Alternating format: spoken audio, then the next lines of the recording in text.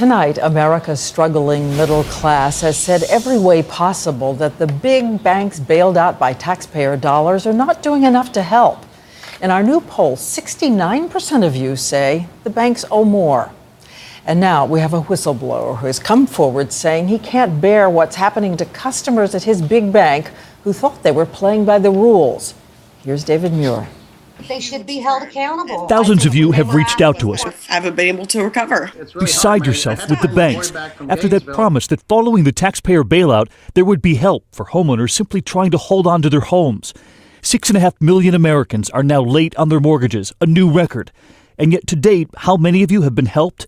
Just 168,000 have had their mortgages permanently modified in that federal program announced after the bailout. And until now, we have not heard from someone inside the bank. You've worked at the bank for 20 years. Yes, that's correct. This vice president at one of the biggest banks asked that we not show his face. We've changed his voice.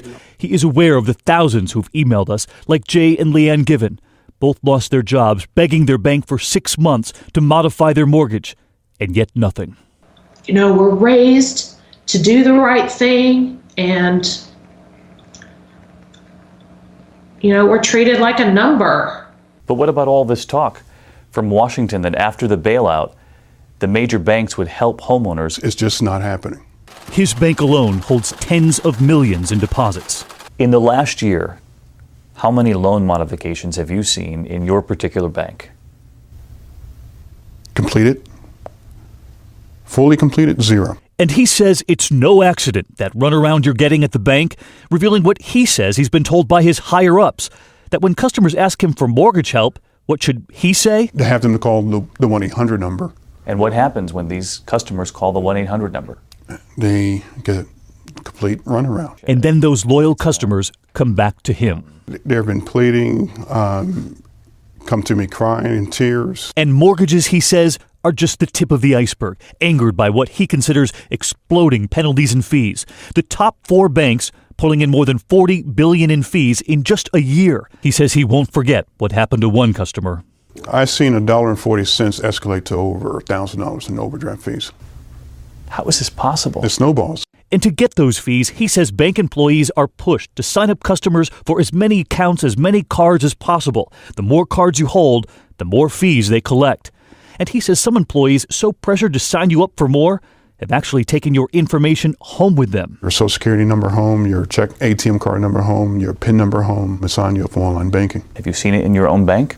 On multiple occasions, where I have seen customers over a 4-month period have 10 to 20 checking accounts. Open and close. He says he's tried to stop the cycle. If your bosses knew that you were telling some of these customers you really don't need that account or you don't need this financial product.